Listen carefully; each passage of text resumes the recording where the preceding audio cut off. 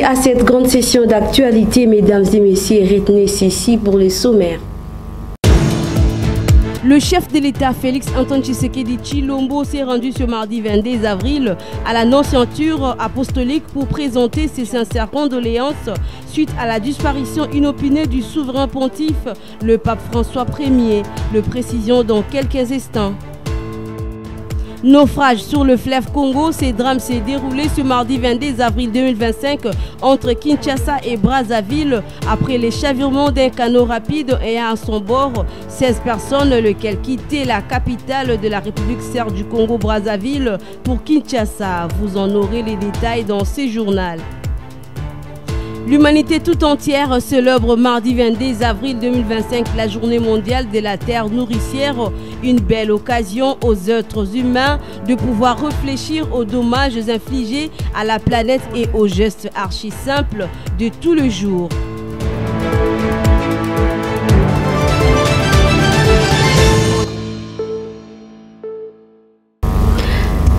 Une fois de plus, merci pour la confiance renouvelée. De prime abord, le chef de l'État Félix-Antoine Tshisekedi Tshilombo a rendu ce mardi 22 avril 2025 un hommage solennel à la mémoire du grand serviteur dédié, le pape François, dans la Nonciature apostolique de la Goumbé. Il a également, au cours de cette visite de réconfort, présenté ses sincères condoléances le plus ému à l'Église catholique romaine, tout en soulignant un témoignage vibrant de foi, d'humilité et d'engagement indéfectible pour la paix, la justice et la dignité humaine qui animait le souverain pontife de Riz Mémoire. Suivez ces commentaires de Richard Nawesh.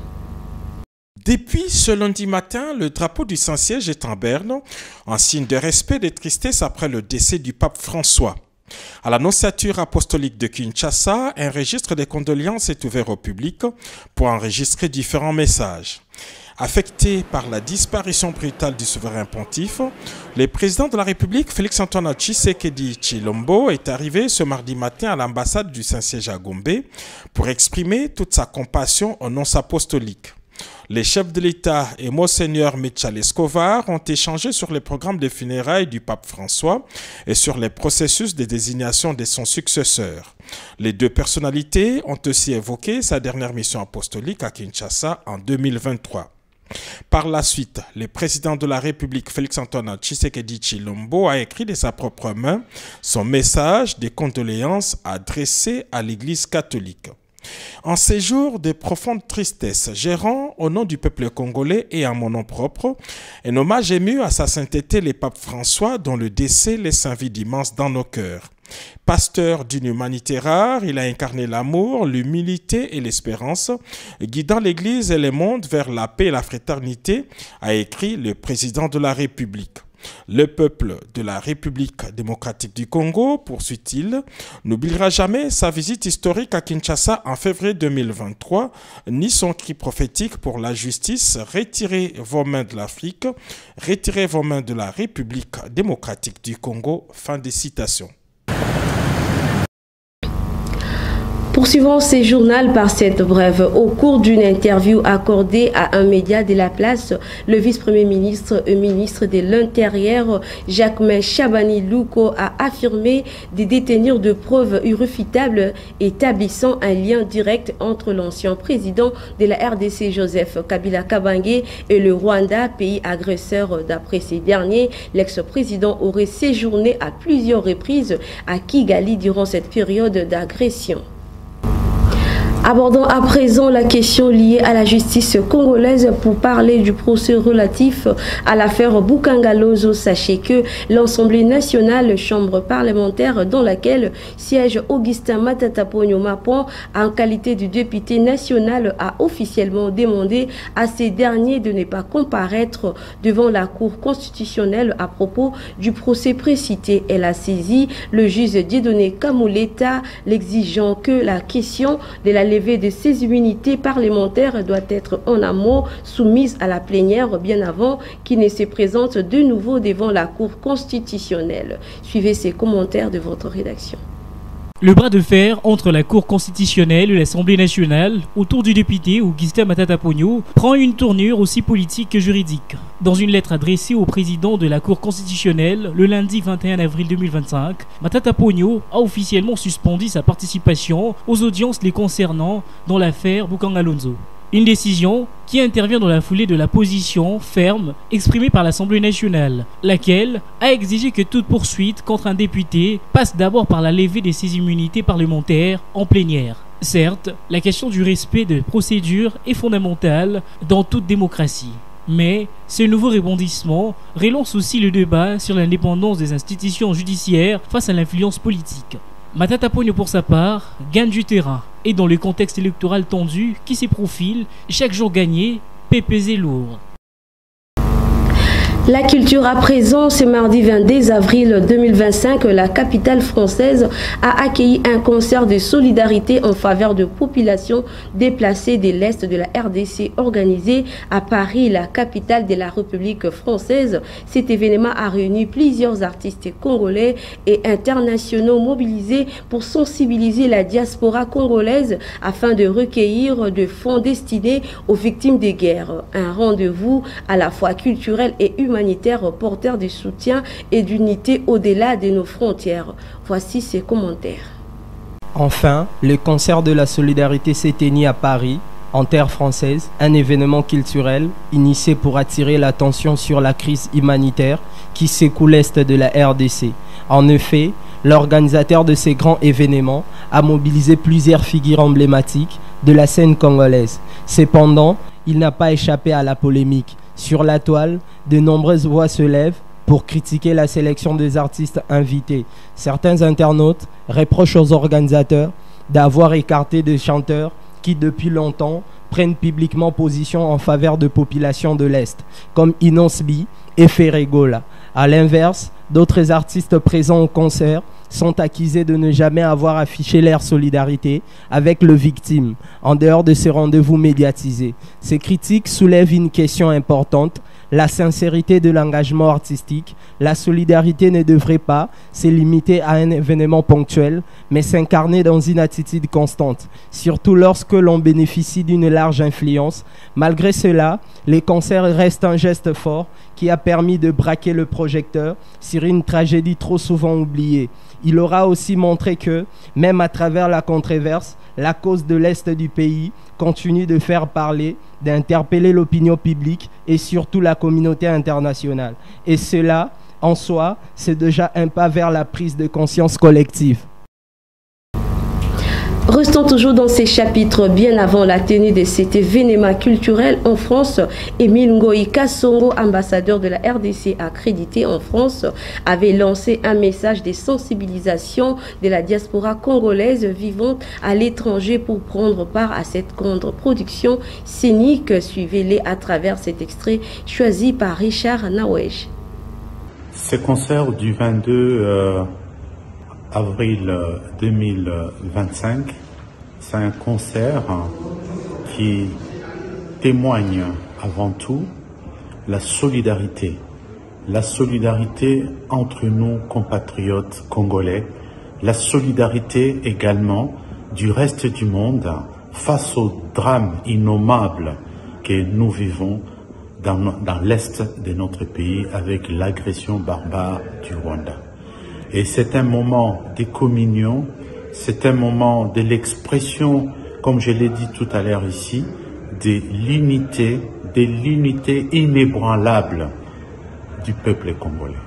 Nous sommes un peuple uni, nous sommes un peuple qui est porteur de valeurs culturelles, nous sommes un peuple qui est à la genèse, à la création de ce qu'on appelle la rumba aujourd'hui.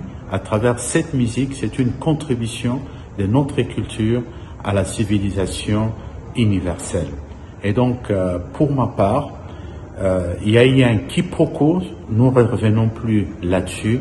Le plus important, c'est que le concert aura lieu et il aura bel et bien lieu. Et je pense que ceux qui ont voulu que ces concerts ne puissent pas avoir lieu vont se mordre les doigts parce que à travers tout cet imbroglio qu'ils avaient créé, aujourd'hui, vous le savez et vous le voyez bien, ça fait de la publicité. On se pose la question si l'aréna, et je me pose la question si l'aréna de Bercy pourra contenir tout le monde qu'il y aura, parce que nous serons tous là. Nous serons tous là, de la France, des quatre coins de la France, les compatriotes congolais viendront pour exprimer notre solidarité par rapport à ces drames humanitaires, à ces drames sécuritaires qui se passent à l'est de la République. Je vous l'ai dit en vérité, et c'est une conviction que nous partageons, c'est un engagement, un serment que nous faisons nous tous les Congolais, que le Congo restera un et indivisible. La situation sécuritaire de l'Est de la RDC, parlons-en. Il faut savoir qu'en plein état de siège, le gouverneur militaire de la province de l'Ituri, le lieutenant-général Johnny Luboya Kachama, a évalué l'état des sièges dans les différents territoires de sa juridiction provinciale pour se rendre compte de la dite situation sécuritaire dans ce coin du pays. À cet effet, le lieutenant Jules Ngongo, porte-parole du gouvernorat, a peint les tableaux concernant les efforts consentis par l'administration militaire. Suivez. Cette évaluation à mi-parcours, bientôt 4 ans depuis l'instauration de l'état des sièges, est consécutive à la stabilisation de certaines entités dont Angalde, Ngote, Katanga, Djalasiga, Goli, Mukambo, Amé, Berunda et bien d'autres entités, selon le lieutenant Jules Ngongo. Les travaux bâtis par le lieutenant-général Luboya sous état de siège, qu'est-ce que nous avons fait pour faire un bilan de l'état de siège dans le territoire des Mahagi? Les zones de Angalde, aujourd'hui, Angalde est vivable. On ne pouvait pas aller, il y a 2 ans passés, aller en Angalde et revenir. Il fallait le Saint-Testament. Vous savez, Ngote était un centre où on pouvait, si vous êtes en voyage, vous allez passer nuit en Ngote. Mais à un certain moment, ce sont que le militaire qui devrait se déployer en Ngote. Mais aujourd'hui, Ngote a retrouvé sa belle robe. Katanga, vous savez, en 2022, Katanga a été pillé par les Codeco, incendié. Et un travail a été effectué sur demande de nos populations lorsque le gouverneur était passé ici. Djalasiga, vous le savez, aujourd'hui, grâce à l'état de siège, Djalasiga fait beau vivre. Goli également. Ce succès est aussi à mettre dans les volets des infrastructures construites durant cette période exceptionnelle, désenclavant ainsi les territoires des Mahagi. Le gouverneur militaire, lieutenant-général Luboya, s'est lancé également à sécuriser, à protéger, à développer le territoire en suivant ou en exécutant la pensée profonde du commandant suprême Félix Tshisekedi Tshilombo à travers le projet de 145 territoires. Donc aujourd'hui, voilà la salle ici. 4 ans, cette salle n'existait pas. Vrai ou faux? Ces bâtiments n'existaient pas. C'est sorti de terre où aujourd'hui, le projet de 145 territoires, une récite en territoire des Mahagi. C'est grâce à l'amélioration de la situation sécuritaire. Dans tous les prochains jours, l'administration militaire, sous les commandements du lieutenant-général Luboya Kachama Johnny, compte asphalter les grandes artères en territoire des Mahagi, mais aussi dans les autres territoires qui comptent l'Ituri. D'un dossier à un autre, mesdames et messieurs, les cours ont repris timidement le lundi 21 avril dernier dans les territoires de Walikale et dans la province du Nord Kivu, juste après environ 1 mois d'arrêt suite aux affrontements entre les éléments de FARDC Wazalendo et CDLFC M23. Pour ce premier jour, peu d'élèves et d'enseignants ont répondu présents dans les différents établissements d'enseignement primaire et secondaire à cette partie du pays. Regardez.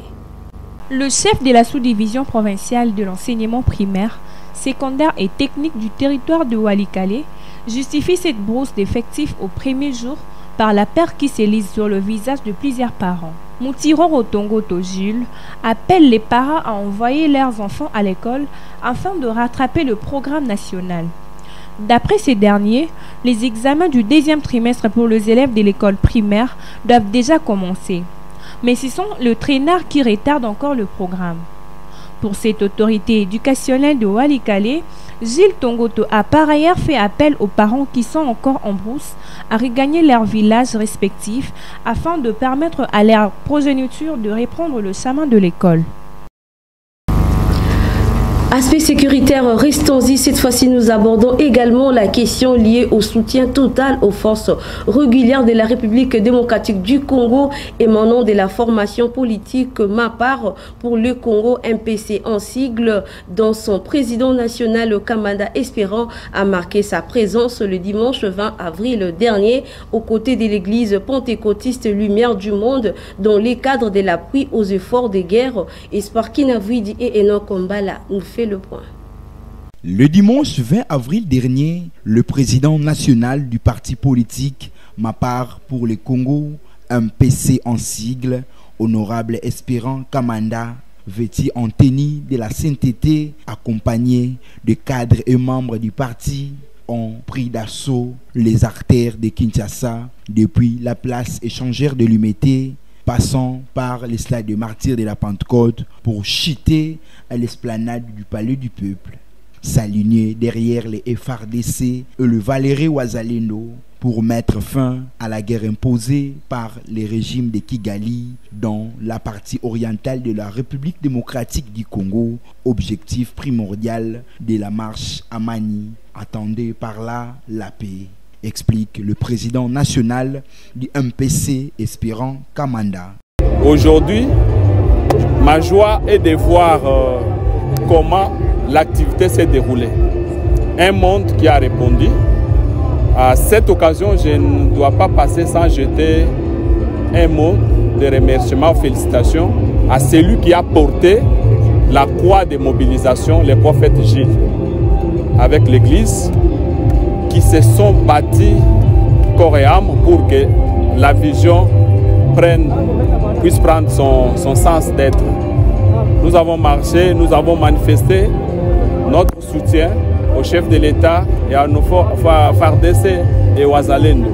On en a marre avec la guerre en répétition. Nos frères sont en train d'être tués innocemment à cause de nos richesses par les Rwandais avec les supplétifs du M23. C'est pourquoi nous avons manifesté l'attachement, le soutien à notre président de la République qui ne recule pas.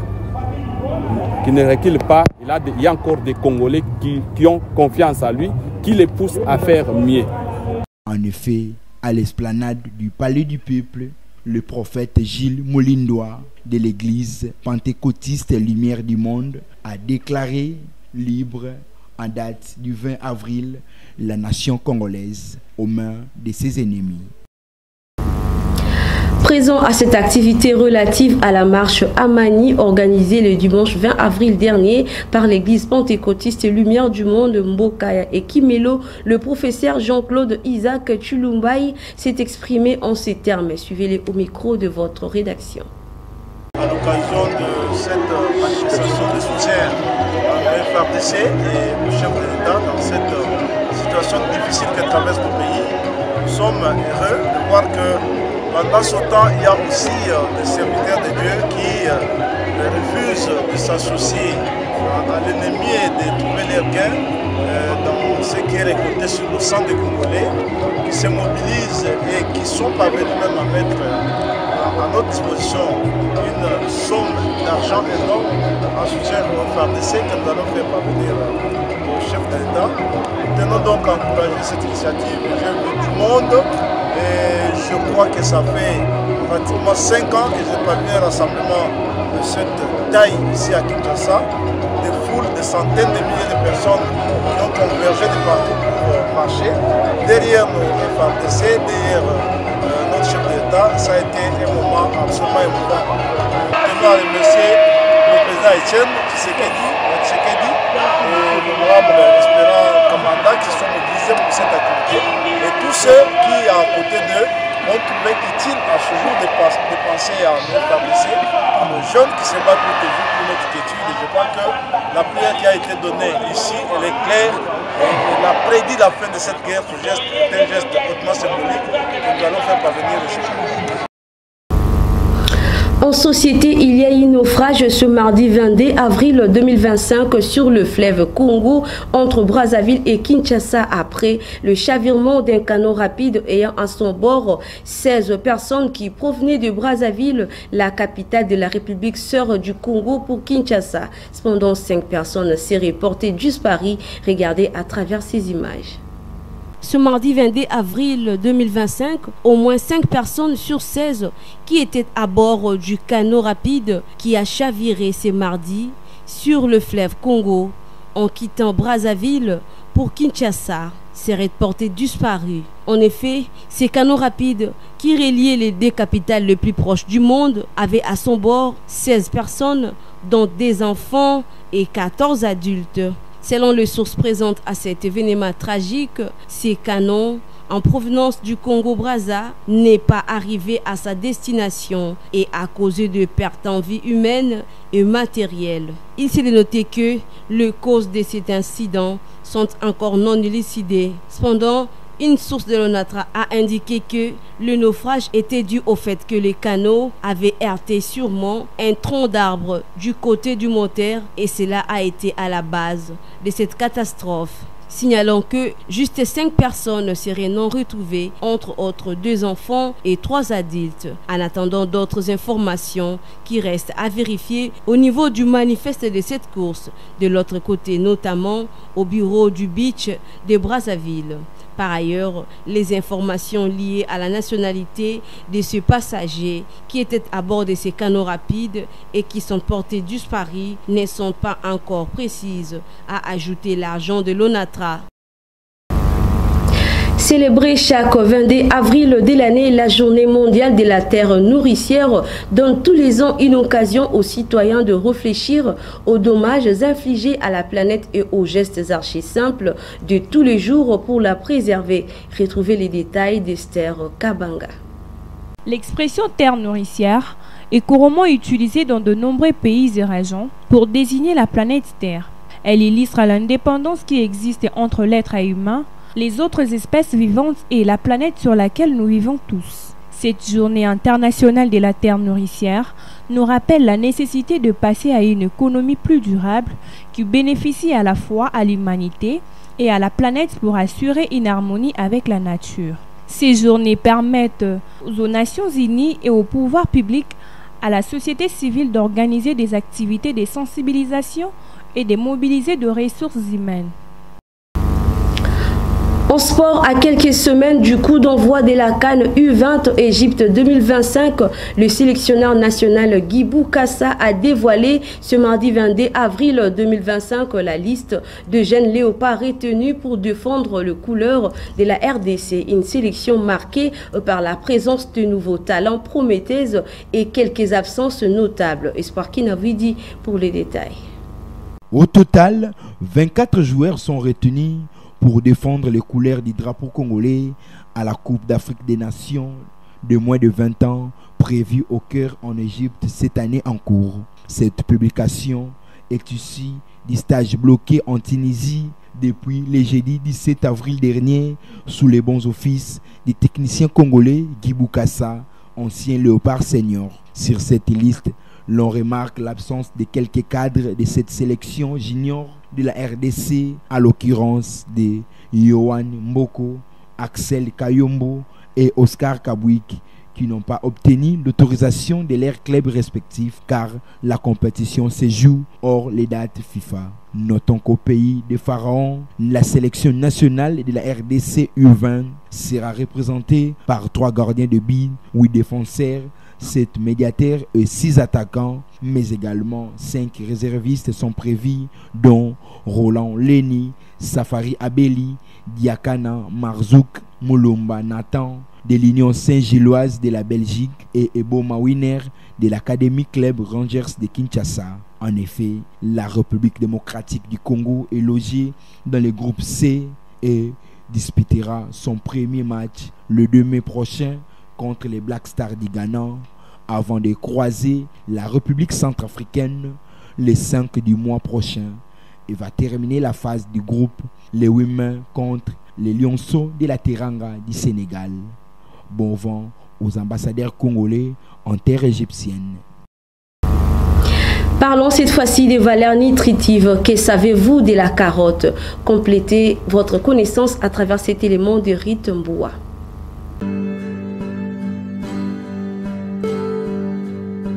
La carotte fait partie des légumes le plus consommés dans le monde entier. Pour cause, sa saveur douce et sucrée s'est prête à toutes les associations en cuisine et séduit le petit comme le grand. Ce succès est une excellente nouvelle puisque le profil nutrition de la carotte est remarquable et unique.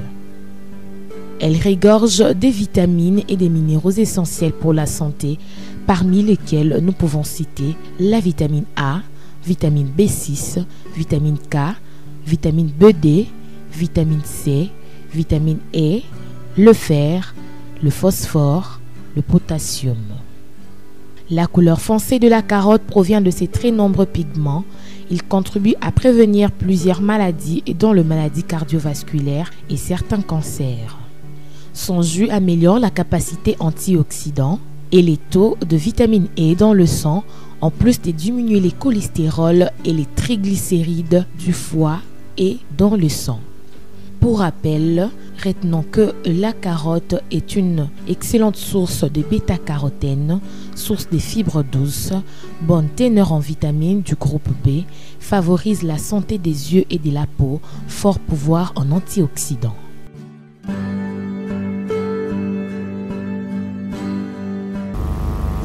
La page météorologique à présent, retenez ici pour la journée du mercredi 23 avril 2025. De nombreuses éclaircies parsemeront le ciel. La température dans la capitale congolaise sera de 23 degrés Celsius, mais la température ressentie sera plus chaude, soit 26 degrés Celsius, tandis qu'à l'après-midi, le temps sera orageux dont la température atteindra 34 degrés Celsius et dans la soirée, attendez-vous à de la pluie.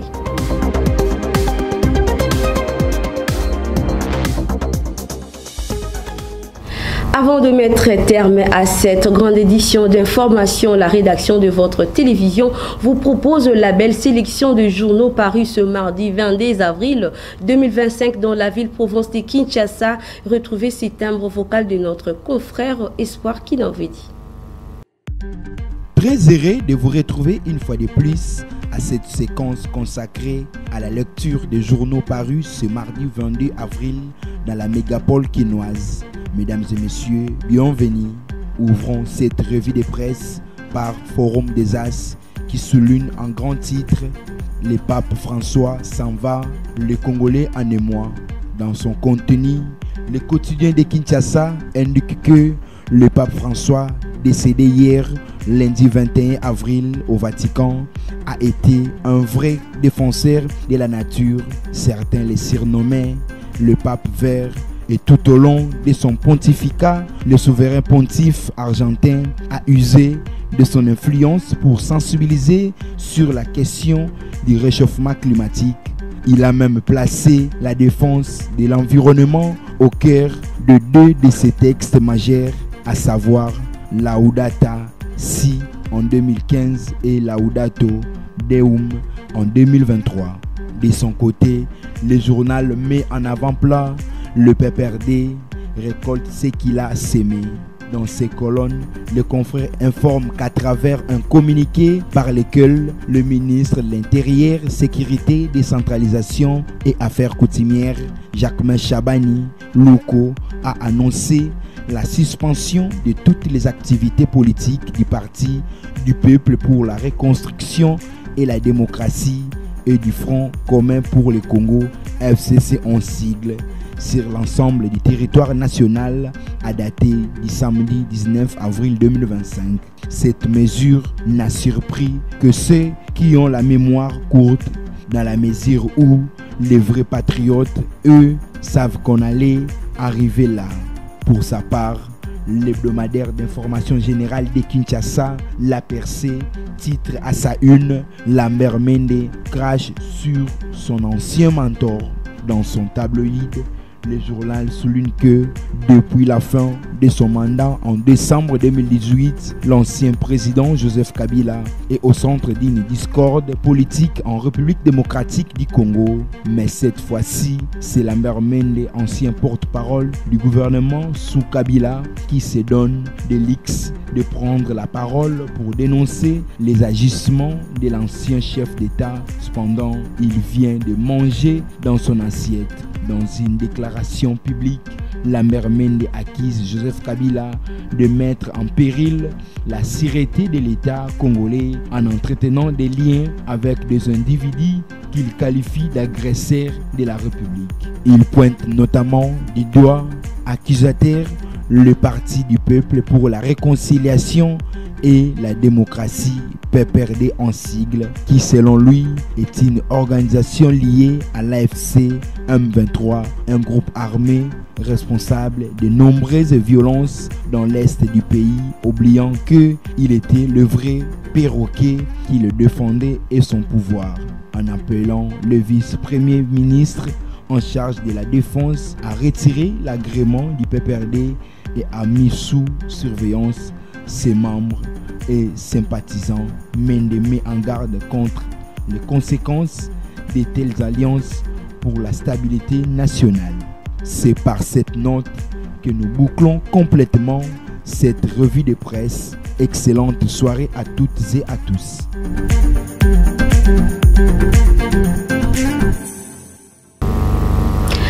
Fin de cette session d'actualité sur nos antennes. Bien avant de nous quitter, place au rappel des titres.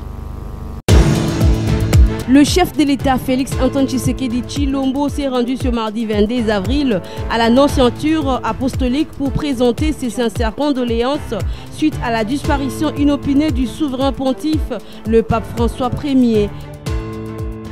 Naufrage sur le fleuve Congo, ce drame s'est déroulé ce mardi 22 avril 2025 entre Kinshasa et Brazzaville après les chavirements d'un canot rapide ayant à son bord 16 personnes, lesquelles quittaient la capitale de la République serbe du Congo Brazzaville pour Kinshasa. L'humanité tout entière célèbre mardi 22 avril 2025 la journée mondiale de la terre nourricière, une belle occasion aux êtres humains de pouvoir réfléchir aux dommages infligés à la planète et aux gestes archi simples de tous les jours.